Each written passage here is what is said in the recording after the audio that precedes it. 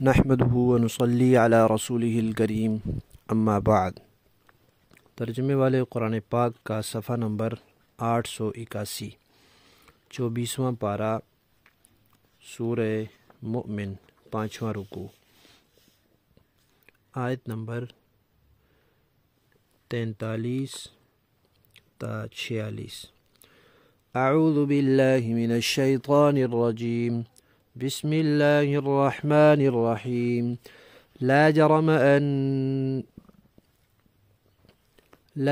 أن ما تدعونني إليه ليس له دعوة في الدنيا ولا في الآخرة وأن مردنا إلى الله وأن المسرفين هم أصحاب النار۔ فستذكرون ما أقول لكم وأفوض أمري إلى الله إن الله بصير بالعباد۔ فوقاه الله سيئات ما مكروا وحاق بآل فرعون سوء العذاب۔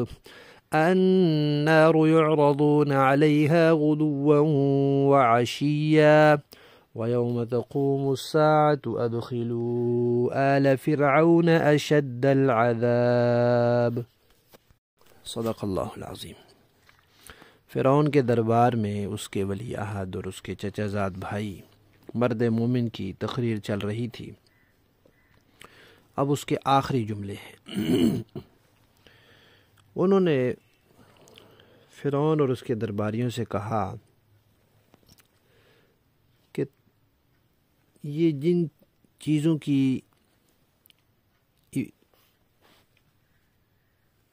عبادت تم کرتے ہو، اللہ کے علاوہ جن کو پوجتے ہو، مجھے بھی تم کہتے ہو کہ تم بھی انہی کی عبادت کرو، انہی کے سجدے کرو، یہ تو بلاوے کی اور پکار کے لائق ہی نہیں ہے، اس دنیا میں بھی اور آخرت میں بھی۔ آخرت میں یہ ہمیں اللہ کے عذاب سے نہیں بچا سکتے، دنیا میں یہ ہمارے نفع نقصان کے مالک نہیں ہیں، اور ان میں سے کئی تو ایسے ہیں جو خود بول ہی نہیں سکتے، ایسوں کی طرف تم بلاتے ہو کہ ان کی عبادت کرے۔ کتنی بے وقوفی اور کم عقلی کی بات ہے۔ ہم سب نے لوٹ کر اللہ کی طرف جانا ہے، اور پھر جو اللہ کے معاملے میں حد سے بڑھے گا، شرک کا مرتکب ہوگا، وہ تو دوزخی ہوگا۔ اتنی بات کر کے انہوں نے کہا کہ دیکھو، میں نے نصیحت پہنچا دی، میں نے بات واضح کر دی، سمجھا دی، کہہ دی، اور ایک وقت آئے گا کہ تم یاد کرو گے جو کچھ میں تمہیں کہہ رہا ہوں، یہ تم یاد کرو گے کہ اللہ کے ایک بندے نے ہمیں یہ نصیحتیں کی تھی اور اس نے ٹھیک نصیحتیں کی تھی، وہ صحیح کہہ رہا تھا، لیکن اس وقت پھر پچھتانے کا فائدہ نہیں ہوگا، اس وقت ان کو ٹھیک کہنے کا فائدہ نہیں ہوگا، اب مانو تو فائدہ ہے۔ باقی رہی یہ بات کہ میں نے اب اپنا ایمان جو میں موسیٰ علیہ السلام پر لایا ہوا ہوں، اور توحید کا عقیدہ اور رسالت کا اور قیامت کا، یہ بالکل تمہارے سامنے کھول کے رکھ دیا۔ اب تک تو میں نے نہیں کھولا تھا، اب میں نے تمہارے سامنے کھول دیا ہے، واضح کر دیا ہے، ایمان کا اظہار کر دیا ہے۔ اب اس کے بعد تم میرے ساتھ کیا سلوک کرو گے؟ جو تمہارا دل چاہتا ہے کرو، میں اپنا معاملہ اللہ کے حوالے کرتا ہوں، اللہ میری حفاظت کرے گی، کیونکہ اللہ دیکھ رہے ہیں، اپنے سب بندوں سے اللہ تعالیٰ واقف ہیں، ان کے حالات سے واقف ہیں۔ یہ بات انہوں نے کی۔ اس کے بعد کیا ہوا؟ روایات میں لکھا ہے کہ دربار، وہ جو مجلس تھی، برخاست ہو گئی، اور وہ اٹھ کر وہاں سے چلے گئے، اور انہوں نے ایک جنگل میں پناہ لے لی۔ فرعون نے بہت سے فوجی بھیجے، کچھ تو ان کو تلاش کرنے کے دوران ہلاک ہو گئے اللہ تعالیٰ کی طرف سے زلزلے میں یا جنگلی درندوں کا نشانہ بن کر، اور جو واپس آئے ان کو فرعون نے مروا دیا کہ ان کو جس کام کے لیے بھیجا تھا وہ کر کے کیوں نہیں آئے، بندہ کیوں نہیں لے کر آئے، تلاش کیوں نہیں کر کے آئے۔ اللہ تعالیٰ فرماتے ہیں کہ اللہ نے بچا لیا اس مومن بندے کو، اس مرد مومن کو ان کے منصوبوں سے، جو انہوں نے برے منصوبے بنائے تھے اس کے بارے میں کہ اس کو ہم پکڑیں گے، اس کو قتل کریں گے، اس کو سزا دیں گے، عبرتناک بنائیں گے، وہ سارے منصوبے اللہ نے ناکام کر دیے، اور فرعونی جو ہیں وہ اپنے وقت پر پھر سمندر میں، دریا میں ڈوب گئے اور وہ عذاب کا شکار ہو گئے۔ آگے اللہ تعالیٰ نے فرمایا کہ فرعونی ڈوب گئے، عذاب کا شکار ہو گئے، مر گئے، دنیا سے چلے گئے۔ اب کیا ہے، اللہ تعالیٰ فرماتے ہیں کہ صبح و شام ان کو آگ کے سامنے لایا جاتا ہے، صبح و شام، اور جب قیامت قائم ہوگی پھر انہیں سخت ترین عذاب میں داخل کر دیا جائے گا۔ اللہ حکم دیں گے کہ فرعونیوں کو سخت ترین عذاب میں داخل کر دو۔ اب آخرت کے عذاب کا تذکرہ تو آ گیا کہ جب قیامت قائم ہوگی پھر اللہ کا حکم ہوگا۔ آخرت سے پہلے جو ان کو آگ کے سامنے پیش کیا جاتا ہے، یہ کیا ہے؟ اس کو کہتے ہیں عذاب برزخ، عذاب قبر۔ یہ بات پہلے بھی بیان ہو چکی ہے کہ جب انسان کے اس دنیا میں وقت پورا ہو جاتا ہے تو اس وقت سے لے کر قیامت تک، سور پھونکے جانے تک کا جو وقت ہے، اس کو کہتے ہیں برزخ۔ اور اس وقت میں انسان کے جسم کے اعضاء جہاں کہیں بھی ہوتے ہیں، چاہے وہ ایک جگہ ہوں، متفرق ہوں، سلامت ہوں، مٹی میں مل جائیں، اس جگہ کو قبر کہتے ہیں۔ تو برزخ بھی یہی ہے وقت کے لحاظ سے، جگہ بھی یہی ہے، قبر بھی یہی ہے جگہ کے لحاظ سے۔ اب اس بارے میں مسئلے ہیں 3 بلکہ 4۔ ایک مسئلہ ہے کہ قبر میں عذاب ہوتا ہے یا نہیں ہوتا۔ دوسرا مسئلہ ہے کہ وہ عذاب صرف روح کو ہوتا ہے یا جسم اور روح دونوں کو ہوتا ہے۔ تیسرا مسئلہ یہ ہے کہ حضرات انبیاء کرام علیہم الصلاۃ والتسلیمات اپنی زمین والی قبروں میں اپنے دنیا والے جسم کے ساتھ حیات ہیں یا نہیں ہیں۔ اور چوتھا مسئلہ ہے عام مردوں کا کہ باقی جو عام لوگ فوت ہو جاتے ہیں وہ ان کا سماع ثابت ہے یا نہیں، وہ سنتے ہیں یا نہیں۔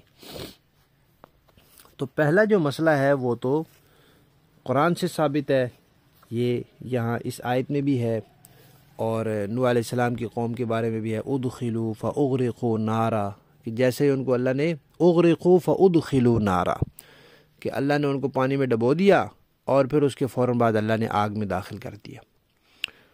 اور یہاں فرعونیوں کے بارے میں بھی ہے کہ صبح و شام آگ کے سامنے پیش کیے جاتے ہیں۔ تو حدیث شریف میں اس کی وضاحت ہے کہ جیسے شہداء کی روحوں کو اللہ تعالیٰ کی طرف سے یہ اجازت ہوتی ہے کہ وہ سبز پرندوں کے پیٹ میں بیٹھ کر جنت کی سیر کریں، ایسے ہی فرعونیوں کی روحوں کو کالے پرندوں کے اندر سوار کر کے صبح شام جہنم کا چکر لگوایا جاتا ہے۔ تو یہ مسئلہ کہ عذاب قبر ہوتا ہے یہ قرآن سے ثابت ہے۔ اگر کوئی اس کا منکر ہے تو وہ مسلمان نہیں رہتا، کیونکہ وہ قرآن کا منکر ہے۔ دوسرا مسئلہ ہے کہ یہ عذاب صرف روح کو ہوتا ہے یا جسم و روح دونوں کو ہوتا ہے، تو اس میں اہل سنت والجماعت کا اتفاق ہے کہ یہ عذاب روح اور جسم دونوں کو ہوتا ہے، صرف روح کو نہیں ہوتا۔ یہ مسئلہ مسلمات اہل سنت میں سے ہے، تمام اہل سنت اس کو مانتے ہیں، اور جو اس کو نہیں مانتے پھر اہل سنت کے نزدیک وہ بندہ اہل سنت میں شامل نہیں رہتا، وہ بدعتی ہو جاتا ہے، وہ خراب عقیدے والا ہو جاتا ہے، وہ اہل سنت کے دائرے سے باہر ہو جاتا ہے، گمراہ ہو جاتا ہے، صراط مستقیم سے ہٹ جاتا ہے، لیکن اہل سنت میں نہیں رہتا۔ یہ دوسرا مسئلہ ہے۔ تیسرا مسئلہ ہے حضرات انبیاء کرام علیہم الصلاۃ والتسلیمات اپنی قبروں میں زندہ ہیں، جو وہاں جا کر صلاۃ و سلام پڑھا جاتا ہے وہ سنتے ہیں۔ یہ بھی اہل سنت کا اتفاقی عقیدہ ہے، تمام اہل سنت اس کو مانتے ہیں، چاہے حنفی ہوں، شافعی ہوں، حنبلی ہوں، مالکی ہوں، سارے مانتے ہیں، اور صحیح احادیث سے یہ مسئلہ ثابت ہے۔ یہ بھی اہل سنت کے مسلمات میں سے ہے، جو اس کو مانے گا وہی اہل سنت میں شامل رہے گا، جو نہیں مانے گا وہ اہل سنت میں شامل نہیں رہ سکتا۔ اور جو چوتھا مسئلہ ہے عام مردوں کے سماع والا، یہ اختلافی مسئلہ ہے۔ اس میں زیادہ تر صحابہ اکرام کی رائے تو یہی ہے کہ عام مردوں کا سماع بھی ثابت ہے، وہ سنتے ہیں۔ کچھ صحابہ اکرام کی رائے یہ ہے کہ نہیں سنتے۔ تو یہ مسئلہ اختلافی ہے، لہذا اس مسئلے کی وجہ سے کسی پر کوئی فتویٰ یا کوئی حکم نہیں لگایا جا سکتا۔ اگر کوئی لگائے گا تو وہ حکم صحابہ اکرام پر لگے گا۔ اب جو پہلا مسئلہ ہے عذاب قبر کا، اس کا انکار کرتے ہیں منکرین حدیث۔ جو حدیث کے منکر ہیں وہ انکار کرتے ہیں، حالانکہ یہ مسئلہ تو قرآن میں موجود ہے۔ لیکن اس کی پھر وہ کوئی نہ کوئی تعویل کر لیتے ہیں یا اپنی من گھڑت تشریح کر لیتے ہیں۔ اب جیسے جاوید غامدی ہے، وہ کہتا ہے کہ قرآن میں آیا ہے کہ عذاب ہوتا ہے، لیکن یہ صرف انہی کو ہوتا ہے، یعنی وہ فرعونیوں کو ہوتا ہے اور وہ نوح علیہ السلام کی قوم والوں کو ہوتا ہے، باقی کسی کو نہیں ہوتا۔ حالانکہ قرآن میں جو بات آئی ہے اس کی تشریح حدیث میں موجود ہے۔ اب وہ حدیث کو تو وہ مانتا نہیں، یعنی حدیث سے کوئی ثابت شدہ حکم نہیں مانتا، بظاہر اگرچہ وہ نہیں کہتا کہ میں حدیث کو نہیں مانتا۔ تو جتنے بھی منکرین حدیث ہیں وہ اس کو نہیں مانتے۔ اور دوسرا ایک گروہ ہے جو اپنے آپ کو جو توحید میں غلو کرتا ہے اور شرک کی تردید میں غلو کرتا ہے، انہوں نے یہ مسئلہ نکالا ہے کہ یہ عذاب صرف روح کو ہوتا ہے، جسم کو نہیں ہوتا۔ اور اسی طرح وہ انبیاء کرام کی حیات اور سما کو بھی نہیں مانتے، اور اسی طرح وہ کہتے ہیں جو عام مردوں کے سما کا قائل ہے وہ مشرک ہے۔ تو یہ گروہ جو ہے جو منکرین حدیث ہیں وہ تو مسلمان نہیں ہے، اور جو دوسرا گروہ ہے یہ اعتدال اور اہل سنت کے عقیدے سے ہٹا ہوا ہے۔ لفظی معنی دیکھیے، لا جرم، کوئی شک نہیں، انما کہ تدعوننی، تو مجھے بلاتے ہو، الیہ، جس کی طرف، لیس لہ، نہیں ہے اس کے لیے، دعوتن، پکار، یعنی بلانے کے لائق ہی نہیں ہے، فی الدنیا، دنیا میں، ولا فی الاخرہ، اور نہ آخرت میں، وَأَنَّا، اور یہ کہ مردنا، ہمیں لوٹ کر جانا ہے، اللہ، اللہ کی طرف، وَأَنَّا، اور یہ بات بھی کہ المسرفین، جو حد سے بڑھ جاتے ہیں، شرک کرنے لگ جاتے ہیں، ہم اصحاب النار، وہ آگ والے ہیں۔ فَسَتَذْكُرُونَ، آگے چل کر تم جلد ہی میری بات کو یاد کرو گے، ما، جو اقول لکم، میں تم سے کہتا ہوں، تمہیں میری یہ باتیں یاد آئیں گی۔ اور اب میں نے کیونکہ ایمان ظاہر کر دیا ہے، افوض، میں سپرد کرتا ہوں، امری، اپنا معاملہ، اللہ، اللہ کے، ان اللہ، بے شک اللہ تعالی، بصیر بالعباد، اپنے بندوں کو دیکھنے والے ہیں۔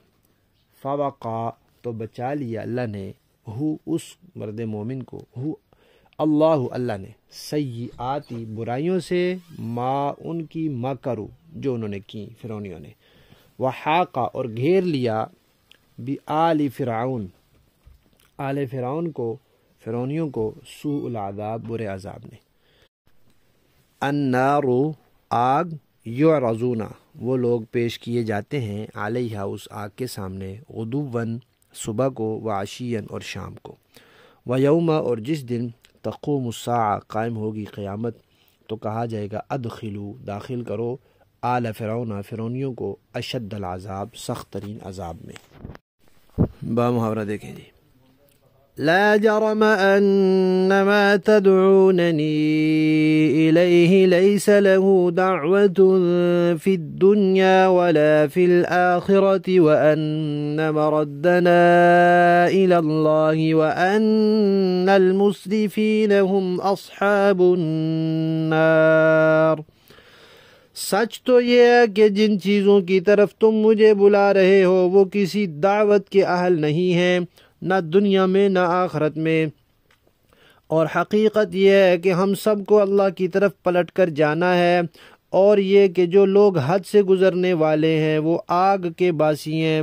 فَسَتَذْكُرُونَ مَا أَقُولُ لَكُمْ وَأُفَوِّضُ أَمْرِي إِلَى اللَّهِ إِنَّ اللَّهَ بَصِيرٌ بِالْعِبَادِ۔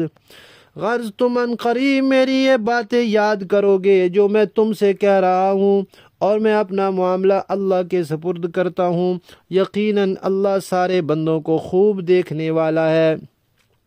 فَوَقَاهُ اللَّهُ سَيِّئَاتِ مَا مَكَرُوا وَحَاقَ بِآلِ فِرْعَوْنَ سُوءُ الْعَذَابِ۔ نتیجہ یہ ہوا کہ ان لوگوں نے جو برے برے منصوبے بنا رکھے تھے، اللہ نے اس مرد مومن کو ان سب منصوبوں سے محفوظ رکھا، اور فرعون کے لوگوں کو بدترین عذاب نے آ گھیرا۔